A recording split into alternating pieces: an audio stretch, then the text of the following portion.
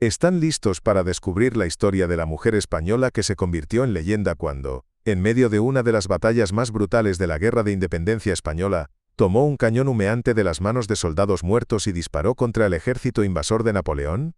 ¿Conocen realmente la historia de Agustina de Aragón, también conocida como Agustina Zaragoza, la joven de 22 años que durante el primer sitio de Zaragoza en 1808 se convirtió en símbolo de la resistencia española cuando, al ver que los defensores de su batería de artillería habían sido todos muertos o heridos por fuego francés, corrió hacia el cañón abandonado, encendió la mecha con una tea que tomó de las manos de un artillero moribundo, y disparó contra las tropas francesas que estaban a punto de tomar la posición?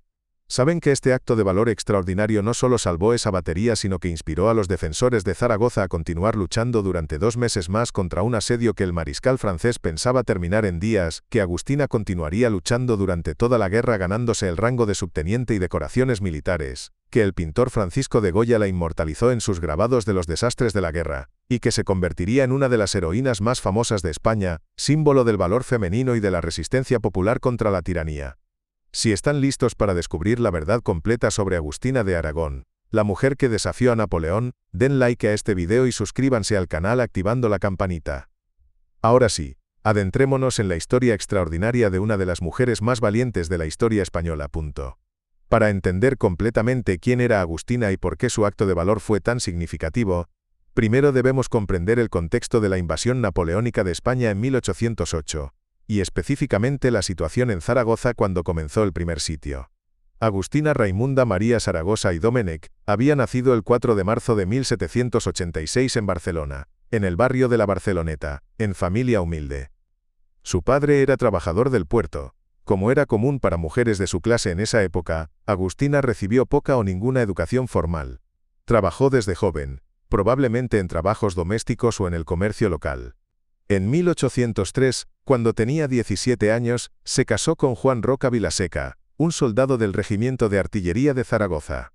Siguiendo la costumbre de muchas esposas de soldados de la época, Agustina acompañó a su marido cuando su regimiento fue destinado a Zaragoza, capital de Aragón, ciudad fortificada de aproximadamente 50.000 habitantes en el noreste de España. En Zaragoza, Agustina vivió como vivaquera, término usado para las mujeres que acompañaban a los regimientos militares. Estas mujeres no eran simplemente esposas pasivas. Desempeñaban roles importantes en el funcionamiento de los campamentos militares. Cocinaban, lavaban, cuidaban a los enfermos y heridos, y a veces ayudaban en la logística del campamento. Para 1808, Agustina tenía 22 años, y llevaba 5 años viviendo esta vida semimilitar junto a su marido. Lo que nadie, incluida probablemente la propia Agustina, podía imaginar, era que los eventos de ese año la convertirían en una de las mujeres más famosas de España. En 1808, España estaba bajo ocupación francesa. Napoleón, después de engañar a la familia real española y forzar sus abdicaciones, había colocado a su hermano José Bonaparte en el trono español. El levantamiento del 2 de mayo en Madrid, que ya hemos contado en otro video, había encendido la chispa de resistencia por toda España. En junio de 1808, la resistencia española se organizaba rápidamente. Juntas regionales se formaban por toda España declarando guerra a Francia. Zaragoza, bajo el liderazgo de José de Palafox y Melzi, un joven noble aragonés de 32 años que había sido nombrado capitán general de Aragón, se preparaba para defender la ciudad contra el inevitable ataque francés. Palafox no era militar profesional experimentado, era más político que soldado, pero tenía carisma, valentía personal, y crucialmente, absoluta determinación de resistir a los franceses. Zaragoza en 1808 no era fortaleza militar particularmente impresionante. Sus murallas medievales estaban en mal estado. No había sido modernizada para la guerra de artillería del siglo XIX, y la guarnición regular era pequeña, tal vez 3.000 soldados regulares. Pero lo que Zaragoza tenía era población civil extraordinariamente determinada a resistir. Los zaragozanos veían la invasión francesa no solo como conquista militar sino como ataque a su religión, sus tradiciones y su forma de vida. La devoción a la Virgen del Pilar, cuya basílica dominaba el centro de Zaragoza, proporcionaba foco religioso poderoso para la resistencia. Virgen del Pilar, dice que no quiere ser francesa, se convirtió en grito de guerra. Civiles de todas clases, hombres y mujeres, jóvenes y viejos, se ofrecieron como voluntarios para defender la ciudad. Palafox organizó rápidamente esta masa de voluntarios en milicias, armándolos con lo que había disponible: mosquetes viejos, picas, cuchillos, cualquier cosa que pudiera usarse como arma. El 15 de junio de 1808, las fuerzas francesas bajo el general Lefebvre Desnouettes llegaron a las afueras de Zaragoza. Lefebvre esperaba que la ciudad se rindiera rápidamente ante la demostración de fuerza francesa. Envió mensajero demandando rendición.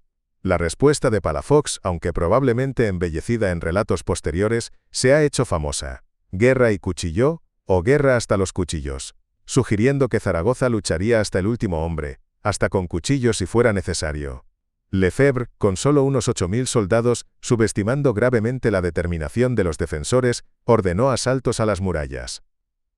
Lo que siguió fue uno de los asedios urbanos más feroces y sangrientos de las guerras napoleónicas. Los franceses lanzaron asaltos repetidos contra las murallas y puertas de Zaragoza.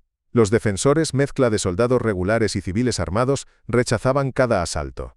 El combate era brutal y cercano. Los franceses lograron romper las murallas en varios lugares y entraron en la ciudad, pero entonces el combate se trasladaba a las calles. Zaragoza se convirtió en laberinto urbano donde cada casa, cada convento, cada calle era defendida ferozmente. Los zaragozanos luchaban desde ventanas y techos, construían barricadas en cada esquina, y cuando una posición caía, se retiraban a la siguiente línea de casas y comenzaban de nuevo. Las mujeres de Zaragoza jugaron papel crucial en esta defensa. No solo proporcionaban apoyo logístico como siempre habían hecho, muchas participaron directamente en el combate. Llevaban municiones a los hombres que luchaban en las murallas y barricadas, cuidaban a los heridos bajo fuego enemigo, y en muchos casos tomaron armas ellas mismas. Esta participación activa de mujeres en combate era inusual para los estándares de la época, y causó comentario tanto de españoles como de franceses. Fue en este contexto de combate desesperado y participación masiva de la población civil que ocurrió el evento que haría a Agustina de Aragón famosa. El 2 de julio de 1808, 17 días después del comienzo del asedio, las fuerzas francesas lanzaron asalto mayor contra el sector de la Puerta del Portillo, una de las principales entradas a la ciudad. Esta puerta era defendida por batería de artillería que incluía varios cañones pesados. El marido de Agustina, Juan Roca, servía en esta batería como artillero. Agustina, como era su costumbre, estaba cerca, probablemente llevando agua, comida o municiones a los defensores. El asalto francés contra el Portillo fue particularmente feroz. Los franceses concentraron fuego de artillería pesado contra la posición, intentando silenciar los cañones españoles antes de lanzar asalto de infantería. Las balas de cañón y metralla francesa caían sobre la batería española. Los artilleros españoles disparaban tan rápido como podían cargar sus cañones, intentando detener el avance francés. El ruido debió ser ensordecedor, el humo de la pólvora cegador, el calor de los cañones que habían estado disparando durante horas intenso. Uno por uno, los artilleros españoles caían. Una bala de cañón francesa golpeó directamente la batería, causando bajas masivas. Proyectiles de metralla barrían la posición. En cuestión de minutos, todos los artilleros de un cañón particular estaban muertos o gravemente heridos. El cañón quedó silencioso. Los soldados franceses, viendo que el fuego desde esa posición había cesado, comenzaron a avanzar rápidamente hacia la puerta, sabiendo que si podían tomar el Portillo podrían entrar en masa en la ciudad. Fue en ese momento crítico que Agustina actuó. Los relatos varían en detalles exactos, como es común con eventos que rápidamente se convierten en leyenda, pero el núcleo de la historia está bien documentado por múltiples testigos presenciales. Agustina vio el cañón abandonado y la infantería francesa avanzando. Vio, según algunos relatos, a su propio marido entre los caídos, muerto o herido. En lugar de huir o buscar refugio, corrió hacia el cañón abandonado. Según la versión más dramática, uno de los artilleros moribundos todavía sostenía el botafuego, la tea larga usada para encender la carga del cañón. Agustina tomó el botafuego de sus manos. El cañón ya estaba cargado. Los artilleros lo habían cargado antes de ser alcanzados, pero no habían tenido oportunidad de dispararlo. Agustina, que había vivido 5 años en campamentos militares, y había observado incontables veces el proceso de disparo de artillería, sabía qué hacer. Apuntó el cañón hacia la masa de infantería francesa que avanzaba. Aplicó el botafuego a la cazoleta del cañón. La carga detonó con rugido ensordecedor. El cañón retrocedió violentamente. La carga de metralla, cientos de bolas de metal, barrió las filas francesas avanzadas. Docenas de soldados franceses cayeron.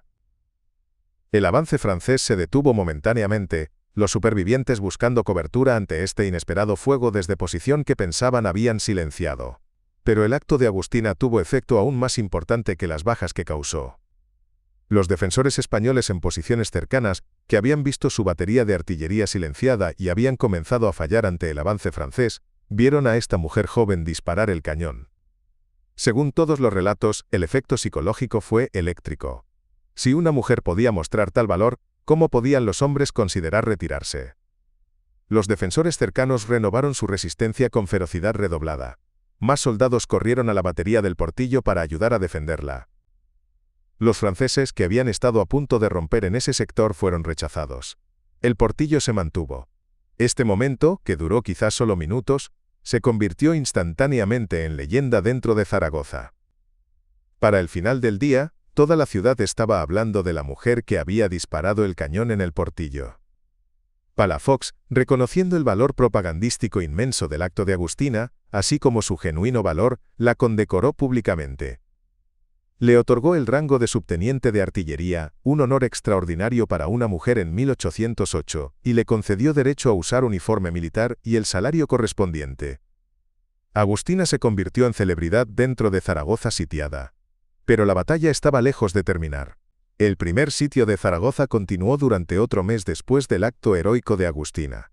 Los franceses, frustrados por su incapacidad de tomar la ciudad rápidamente, intensificaron los bombardeos. Disparaban cientos de proyectiles de artillería diariamente contra la ciudad, intentando quebrar la moral de los defensores. Pero los zaragozanos, inspirados por figuras como Agustina y liderados por Palafox, continuaban resistiendo. El combate en las calles era incesante. Cada casa era fortaleza. Los franceses avanzaban metro por metro, pero a costo terrible. Finalmente, el 14 de agosto de 1808, después de 2 meses de asedio y habiendo sufrido bajas considerables sin lograr tomar la ciudad, y crucialmente, después de que noticias llegaran de que un ejército español de socorro se aproximaba, el general francés Verdier, quien había reemplazado a Lefebvre, ordenó levantar el sitio. Los franceses se retiraron de Zaragoza. Era victoria increíble para los españoles. Zaragoza, ciudad que Napoleón y sus generales habían asumido caería en días, había resistido 2 meses, y había obligado a los franceses a retirarse. La noticia se extendió rápidamente por España y Europa. Zaragoza se convirtió en símbolo de resistencia española efectiva contra Napoleón. Y Agustina de Aragón se convirtió en una de las caras más famosas de esa resistencia. Pero la historia de Agustina y de Zaragoza estaba lejos de terminar. Los franceses regresarían, y el segundo sitio de Zaragoza sería aún más brutal que el primero. En diciembre de 1808, Napoleón mismo entró en España con refuerzos masivos, determinado a aplastar la resistencia española de una vez por todas. Para enero de 1809, un ejército francés mucho más grande, eventualmente llegando a 50.000 soldados bajo el mando del mariscal Lannes y el general Moncey, rodeó Zaragoza nuevamente. Esta vez los franceses estaban preparados para asedio largo y metódico. Trajeron artillería pesada de asedio, zapadores para cavar trincheras y túneles, y suministros suficientes para meses de operaciones. El segundo sitio de Zaragoza, que duraría de diciembre de 1808 a febrero de 1809, fue uno de los asedios más horribles de las guerras napoleónicas. Los franceses bombardearon la ciudad sistemáticamente durante semanas, reduciendo gran parte de ella a escombros. Luego comenzaron avance metódico calle por calle, casa por casa. Los españoles defendieron cada edificio ferozmente. Cuando los franceses tomaban una casa, los españoles abrían agujeros en las paredes para moverse entre edificios sin salir a las calles, y continuaban combatiendo desde la casa de al lado.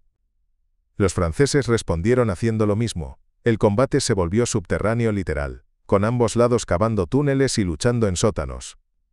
Peor aún, condiciones dentro de la ciudad sitiada se volvieron apocalípticas. Comida y agua escaseaban. Peor, una epidemia de tifus estalló, exacerbada por los miles de cadáveres sin enterrar en las calles y edificios destruidos. La enfermedad mató a más personas que el combate. Se estima que durante el segundo sitio, entre 20 y 30.000 de los 50.000 habitantes de Zaragoza murieron, la mayoría de enfermedad y hambre. Agustina participó en la defensa durante el segundo sitio también. Ahora era figura conocida, subteniente oficial de artillería, y luchó junto a los hombres en las barricadas y baterías. Pero ni siquiera el valor extraordinario de defensores como Agustina podía superar las realidades matemáticas del asedio. Para febrero de 1809, Zaragoza estaba muriendo. Más de la mitad de la población había perecido. Los supervivientes estaban demacrados por hambre y enfermedad. Más de la mitad de la ciudad estaba en ruinas. Palafox mismo había caído enfermo de tifus, y no podía continuar dirigiendo la defensa. El 20 de febrero de 1809, los defensores supervivientes finalmente se rindieron. Los franceses tomaron lo que quedaba de Zaragoza. Habían tardado 2 meses de asedio brutal, habían sufrido miles de bajas, y habían capturado una ciudad destruida llena de cadáveres y supervivientes hambrientos enfermos. Pero técnicamente habían ganado. Agustina sobrevivió el segundo sitio, aunque muchos de sus compañeros defensores no lo hicieron. Su marido Juan Roca, que había sobrevivido o se había recuperado de sus heridas del primer sitio, murió durante el segundo sitio, posiblemente de tifus. Agustina fue capturada por los franceses junto con los otros defensores supervivientes. Los franceses, reconociendo quién era, la trataron como prisionera de guerra en lugar de ejecutarla sumariamente como habían hecho con muchos guerrilleros capturados. Fue encarcelada durante varios meses. Pero Agustina no permanecería prisionera por mucho tiempo. Logró escapar de la custodia francesa, aunque los detalles exactos de su escape no están claros en registros históricos. Una vez libre, Agustina no regresó a vida civil pacífica. En cambio, se unió a las fuerzas guerrilleras españolas que operaban en Aragón y Cataluña. Durante los siguientes años de la guerra, que continuaría hasta 1814, Agustina participó en múltiples batallas y escaramuzas. Luchó en la Batalla de Vitoria en 1813, una de las batallas decisivas donde las fuerzas anglo-españolas bajo Wellington derrotaron al ejército francés de José Bonaparte. Su presencia en batallas era notada en reportes militares de la época. No era única, muchas mujeres participaron en la Guerra de Independencia de varias maneras, pero era ciertamente inusual y notable. Después de que la guerra terminó en 1814 con la expulsión de los franceses y la restauración de Fernando VII al trono español, Agustina esperaba reconocimiento y recompensa por sus servicios. Había sido condecorada por Palafox durante el asedio de Zaragoza, y múltiples comandantes militares durante la guerra habían atestiguado su valor. Pero Fernando VII, que resultó ser uno de los reyes más reaccionarios y desagradecidos de la historia española, no mostró gratitud particular hacia los que habían luchado por su restauración. Agustina presentó peticiones, solicitando pensión militar en reconocimiento a sus servicios. Estas peticiones fueron inicialmente ignoradas o rechazadas. Pasó años en pobreza, viuda sin medios de sustento, mientras hombres que habían mostrado mucho menos valor que ella recibían pensiones y honores. Finalmente, después de años de peticiones, y con apoyo de algunos de sus antiguos compañeros de armas, Agustina recibió pensión pequeña y reconocimiento oficial de su rango de subteniente. Pero la pensión era inadecuada para vivir cómodamente. Agustina se volvió a casar, con un médico militar llamado Juan Cobos de Beltrán, y vivió sus últimos años en relativa oscuridad en Ceuta, enclave español en el norte de África. Agustina de Aragón murió el 29 de mayo de 1857 en Ceuta a los 71 años. Había vivido casi 50 años más después de sus actos heroicos en Zaragoza, pero esas pocas horas en julio de 1808 cuando disparó el cañón en el Portillo habían definido su vida y su legado. Fue enterrada con honores militares, su ataúd cubierto con bandera española. Pero durante décadas después de su muerte, aunque era recordada en Aragón, no fue particularmente celebrada a nivel nacional. Fue solo a finales del siglo XIX y especialmente en el siglo XX que Agustina fue redescubierta y elevada al panteón de héroes nacionales españoles. Varias razones contribuyeron a este redescubrimiento. Primero, el desarrollo del nacionalismo español moderno en el siglo XIX buscaba figuras históricas que pudieran servir como símbolos de valor español y resistencia. La Guerra de Independencia, rebautizada como la guerra donde España resistió al poderoso Napoleón, proporcionó muchas de estas figuras, y Agustina era una de las más dramáticas. Segundo, el movimiento feminista temprano en España adoptó a Agustina como ejemplo de capacidad femenina y valor.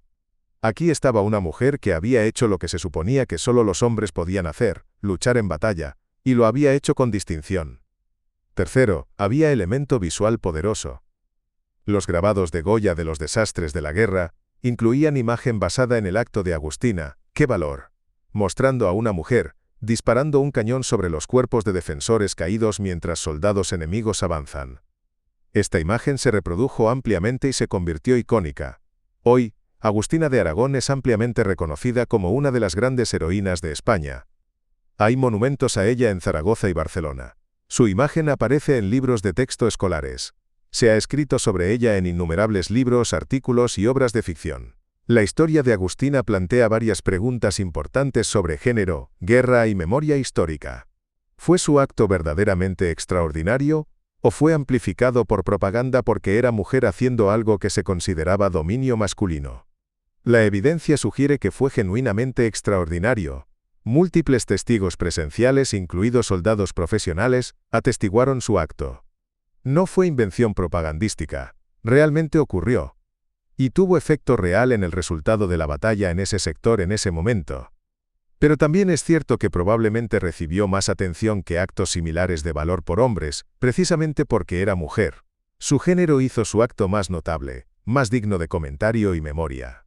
Esto no disminuye su valor, simplemente reconoce que la memoria histórica está moldeada por expectativas sociales y normas de género.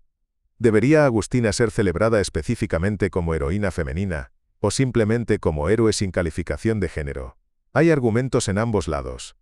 Por un lado, enfatizar su género puede implicar que su acto fue extraordinario para una mujer, sugiriendo que las mujeres normalmente no son capaces de tal valor, lo cual es insultante. Por otro lado, ignorar su género elimina el hecho importante de que ella tuvo que superar, no solo el peligro físico, sino también todas las normas sociales y expectativas de su época sobre lo que las mujeres podían y debían hacer. La verdad es probablemente que Agustina debe ser celebrada en ambos sentidos, como individuo valiente que actuó con extraordinario coraje en momento de crisis, y también como mujer que al hacerlo, desafió y expandió las concepciones de su sociedad sobre lo que las mujeres eran capaces de hacer. Otra pregunta importante es cuántas otras Agustinas hubo cuyos nombres no conocemos. Las fuentes históricas documentan muchas otras mujeres que participaron activamente en la defensa de Zaragoza y en la Guerra de Independencia más ampliamente. María Agustín, conocida como la Artillera, también luchó en Zaragoza. Benita Pastrana, Casta Álvarez, Manuela Sancho, María Lostal y docenas de otras mujeres cuyos nombres sobreviven en registros participaron en combate. Y probablemente hubo cientos más cuyos nombres nunca fueron registrados. Esta participación masiva de mujeres en combate durante la Guerra de Independencia fue fenómeno notable. Ocurrió porque la guerra era vista no como conflicto militar profesional sino como lucha existencial de todo el pueblo español. Cuando la patria estaba en peligro, las distinciones de género se volvieron, si no irrelevantes, al menos menos importantes. Las mujeres lucharon porque sentían, justificadamente, que su mundo estaba siendo destruido y que todos debían participar en su defensa. Después de la guerra, sin embargo, España retornó rápidamente a normas de género más tradicionales. Las mujeres fueron empujadas de vuelta a roles domésticos. Los militares españoles no permitirían oficialmente a mujeres servir en combate durante más de un siglo después de Agustina. Su historia y las historias de otras mujeres guerreras de 1808 a 1814 fueron recordadas, pero como excepciones notables, no como precedentes a seguir.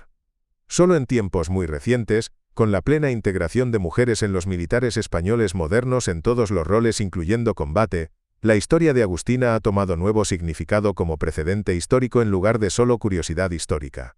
El legado de Agustina de Aragón es complejo y multifacético. A nivel más simple, es historia de valor individual extraordinario. Una persona común, una mujer joven de origen humilde sin entrenamiento militar formal, que en momento de crisis actuó con coraje extraordinario, que potencialmente salvó vidas y definitivamente inspiró a otros. Este es tipo de historia heroica atemporal que resuena independientemente del contexto específico. A nivel más profundo, es historia sobre género y capacidad. Agustina demostró que el valor, la determinación y la capacidad de actuar decisivamente bajo presión extrema no son cualidades exclusivamente masculinas. Mujeres son igualmente capaces cuando se les da oportunidad y cuando las circunstancias demandan acción. A nivel aún más profundo es historia sobre resistencia popular y identidad nacional. Agustina se convirtió en símbolo de la resistencia española contra Napoleón, de la idea de que incluso el emperador más poderoso de Europa podía ser desafiado por un pueblo determinado, que ni siquiera aplastante superioridad militar podía quebrar la voluntad de personas que luchaban por su libertad, sus hogares y su forma de vida. Esta es la historia completa de Agustina de Aragón, la joven de 22 años que en julio de 1808 disparó un cañón contra las tropas de Napoleón en momento crítico durante el sitio de Zaragoza, que se convirtió en símbolo de valor femenino y resistencia española, que continuó luchando durante toda la Guerra de Independencia, que fue olvidada durante décadas después de la guerra pero redescubierta como heroína nacional, y cuya historia sigue inspirando más de 200 años después. ¿Qué piensan ustedes? ¿Es justo que Agustina sea más famosa que muchos hombres que mostraron valor similar, o su género hace su historia inherentemente más notable? ¿Debería España haber reconocido y recompensado mejor a sus héroes de guerra como Agustina durante sus vidas? ¿Fue la participación de mujeres en combate durante la Guerra de Independencia oportunidad perdida para cambio social más amplio en derechos de mujeres? Déjenme sus opiniones en los comentarios. Si esta historia de Agustina de Aragón, la mujer que desafió a Napoleón con un cañón, les ha inspirado, den like al video y suscríbanse al canal para más historias donde exploramos las vidas extraordinarias de figuras que cambiaron la historia. Nos vemos en la próxima historia.